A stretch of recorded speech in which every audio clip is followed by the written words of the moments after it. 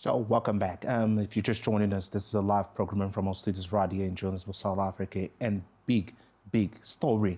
China wants to pop the AI bubble, and China believes it's an AI bubble, but it's produced even a trillionaire, and it will produce some of the biggest returns in the history of the global stock markets. How is China planning to do this? Let's take a greater look at that story as the US bubble's premise, which is the US AI bubble narrative depends on justifying enormous and capex through eventual pricing power and margins. And China's DeepSeek releases have consistently undercut that DeepSeek 7 version 4 models released in April 2026 beat rival open models on math and coding benchmarks while trailing only Google's Gemini 3.10 Pro on world knowledge, all under an MIT open source license and priced drastically and dramatically below Western equivalents. Even comparable AI capability is available far cheaper for free open source. It undermines the assumption that today's US AI valuations reflect a durable moat. So the performance gap has nearly closed, as Stanford's 2026 AI index found that the performance gap between the top American and Chinese AI models has narrowed to just 2.7%, down a 7.5 to 3.16 percentage point gap in early 2023, with US and Chinese models trading the top leadership spot multiple times since early 2025. So here is what it is. China's structural advantage: if a bubble dust busts, China's AI ecosystem draws on state investment and monies and subsidies and private capital simultaneously, making it comparatively insulated from the kind of financial shock a Western AI correction could cause. So if a bubble does pop, China is positioned to potentially capitalize rather than just absorb the damage, given its approaching AI development on a different track from the outset. So China's own money managers are split on their own market. It's not one directional China versus US and triumphalism.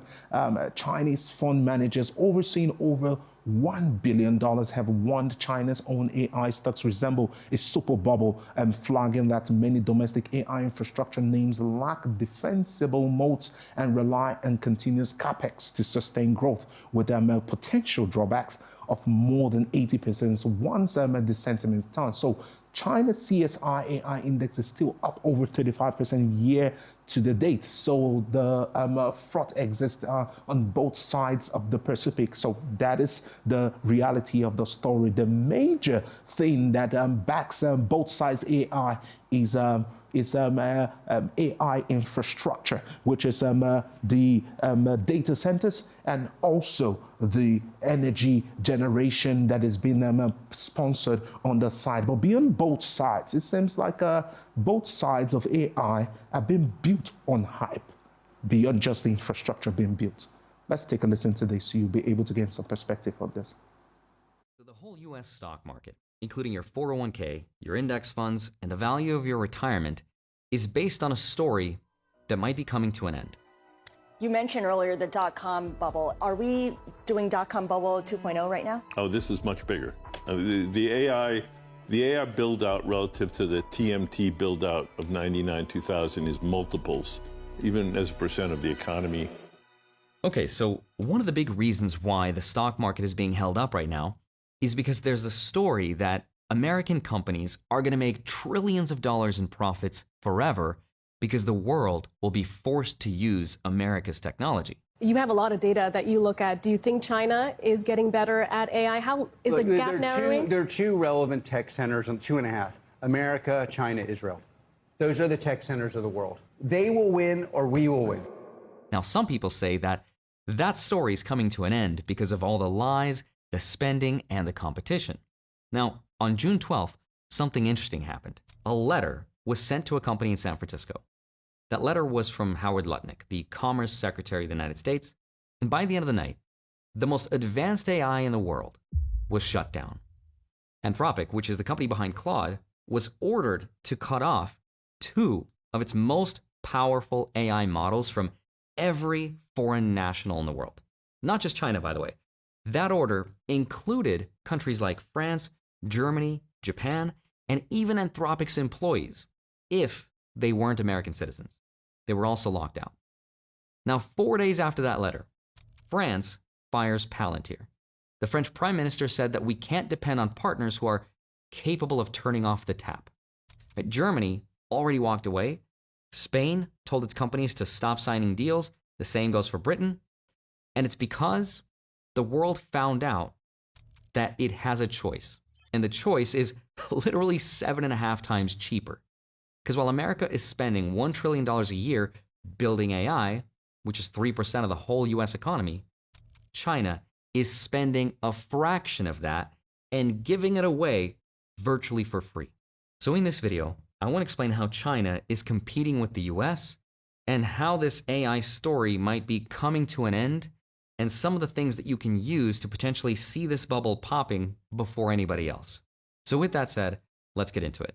Hi, my name is Andre Jick. Hope you're doing well. Come for the finance and stay for the AI bubble everyone saw coming. So let me just start with a basic question. Do people really want this AI technology?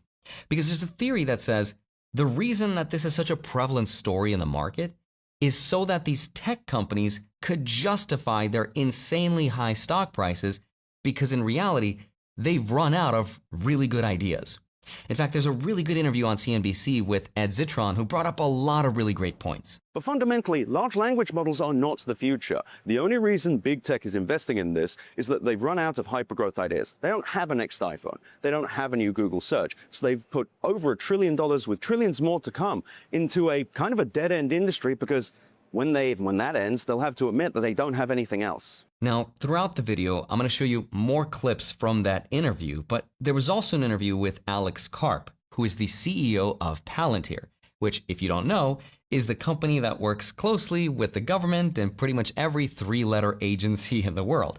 And Alex also brings up the fact that nobody really trusts AI right now. Who owns the data? Where is it cached? Are the prompts secure? Is this being transferred to you? Are you being okay, if it was so valuable, let's say I can make you $1 billion Right. tomorrow. Wouldn't I say, I'll make you $1 billion and I want 30%? Why are they charging for tokens if it's so valuable? He is saying if the promise of AI is as good as they are marketing it to be in its current form, they would not be charging us for tokens. Instead, they'd be charging us for building a $1 billion business idea where they would take 30% of the revenue. Because think about how you pay for anything in business. You pay a lawyer to win a court case. You pay a contractor to remodel your house. The price you pay is attached to a specific result. Now, AI companies do not work that way. They charge us per what's called token usage. Now, a token is basically a word. Every word the AI reads and every word it writes for you, we pay for that, whether the answer was good or was really bad. And Alex Karp is basically saying, why would they price their business that way? Why wouldn't OpenAI, ChatGPT, just say, only pay me when it works? If we create a good idea for you, give us a cut of your income. But I'm telling you, in this country, at every single enterprise I deal with, these people are livid. They're like, I am paying for tokens that create no value.